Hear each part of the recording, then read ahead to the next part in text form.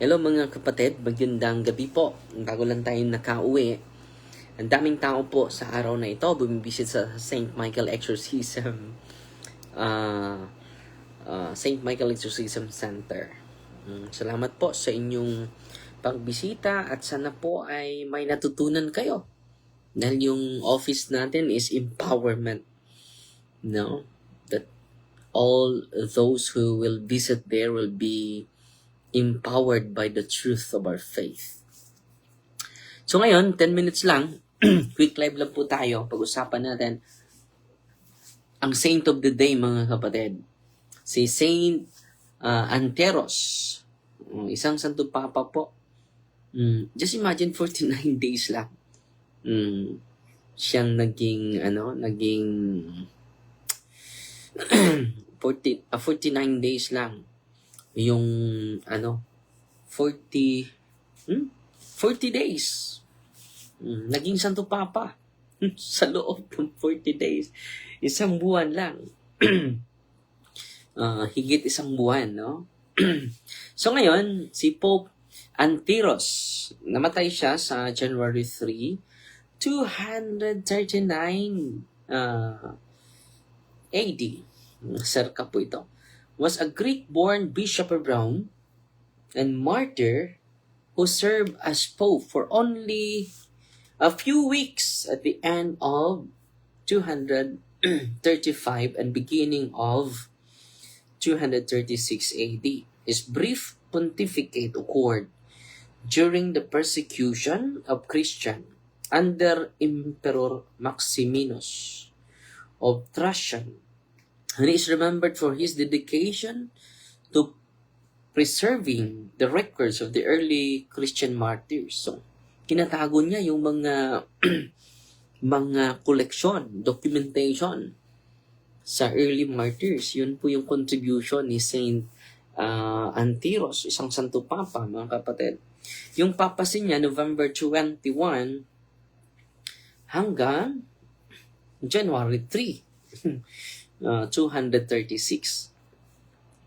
Ang predecessor niya si Pope Photian. Successor niya si Pope Fabian. Birthplace, likely Pitilia Poliscastro sa Greece. A feast day niya ngayon, January 3. Ito yung early life niya and sa pag-elect niya bilang Santo Papa po. Saint Anteros was a Greek descent, traditionally said to be the son of a man named Romulus. So yung pangalan ng tatay niya ay Romulus. Little is known of his earthly life. He was elected Bishop of Rome following the exile of Pope Photian to the mines of Sardinia. His election took place amid instability and persecution, and his reign lasted about 40 days. Just imagine that, 40 days. Dahil pinatay siya eh. Ito yung martyrdom niya, mga kapatid. According to the Liber Pontificalis, Saint Anteros was martyred for ordering the collection and preservation of the acts of the martyrs in the archives of the Church of Rome. So kinolektan niya yung mga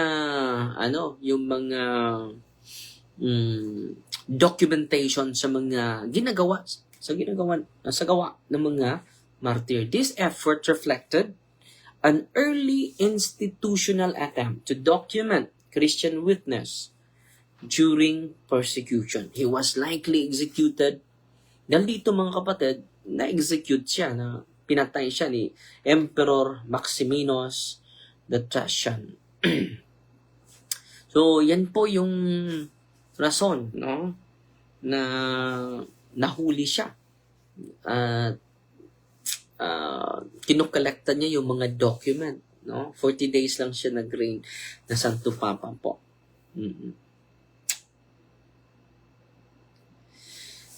Saint Antiros was the first pope entered in the catacomb of Calixtus on the Appian Way. His remains were later moved to the Church of Saint Sylvester in the Campus Martius after their rediscovery in 1595. The Roman Catholic Church honors him as a saint and martyr, with his feast observed annually on January 3. Despite his short pontificate, ang liit lang ng pagkapapa niya, and Saint Anteros is remembered for emphasizing the documentation of Christian martyrdom, a practice that strengthened collective memory in early Christianity and contributed to the historical continuity of papacy.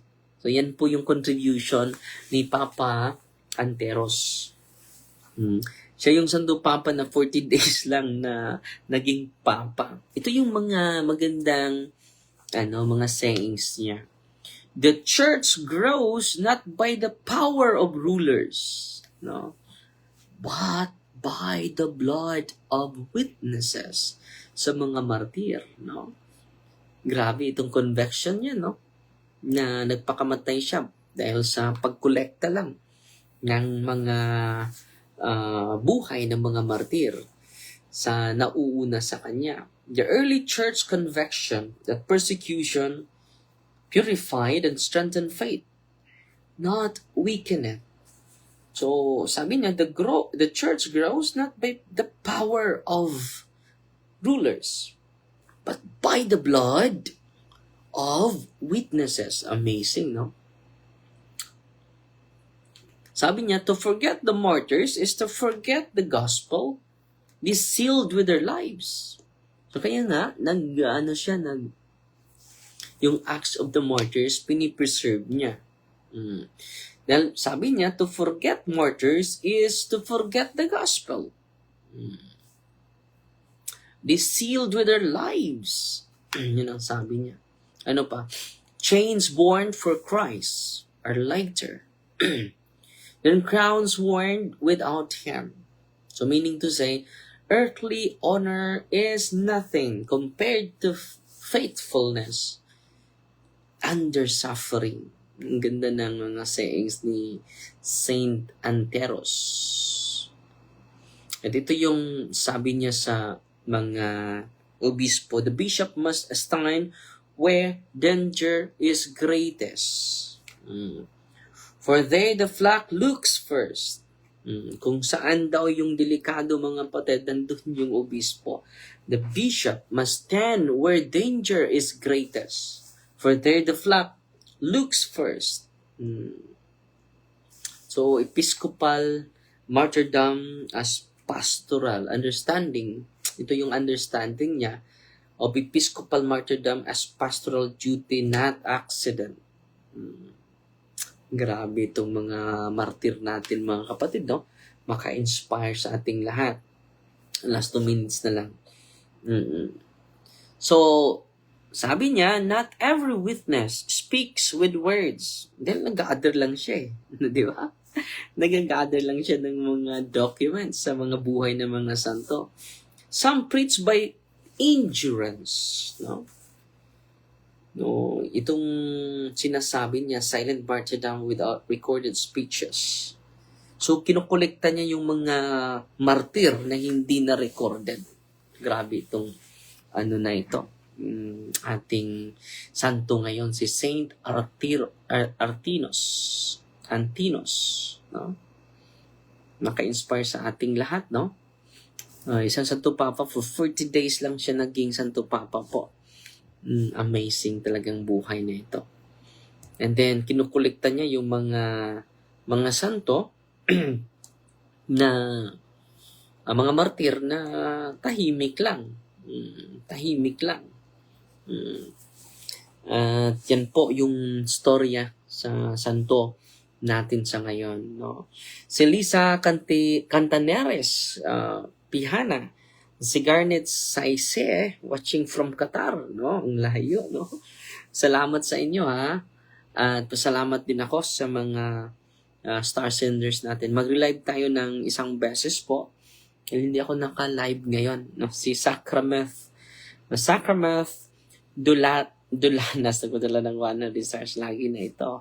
Salamat po. Happy New Year, Padre. Watching from Ireland. Si Virolo Bangi. Padala ng 100 stars. Si Ami Dakuba na Elga. Good evening, Father. God bless you always. Padala 50 stars.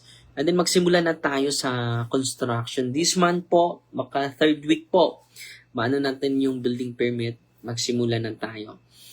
And then salamat po sa inyong lahat ha, na sumusuporta. Ang problema ng Panginoon yun. Dahil project niya yan eh. And then, sana matulungan natin si Brother Jason Bacolta. At 5 pesos po. Malaking tulong na po yan. Magpo-post ako ngayon sa update natin. So, sa joke, bukas po mag-bless po ako sa tanungan portion natin. Alas 8. So, in the Father, the Son, the Holy Spirit, Amen. Our Father, who art in heaven, hallowed be the name. The kingdom come, the will be done on earth as it is in heaven. Give us this day daily bread, or forgive us our trespasses, as we forgive those who trespass against us. And lead us not into temptation, but deliver us from evil. Amen. Hail Mary, full of grace, the Lord is with you. Blessed are you among women, and blessed is the fruit of the womb, Jesus. Holy Mary, Mother of God, pray for us sinners, now at the hour of our death. Amen. Glory to the Father, to the Son, and to the Holy Spirit, to us in the beginning, is now, and will be forever. Amen. God bless. Father, the Son, the Holy Spirit. Amen.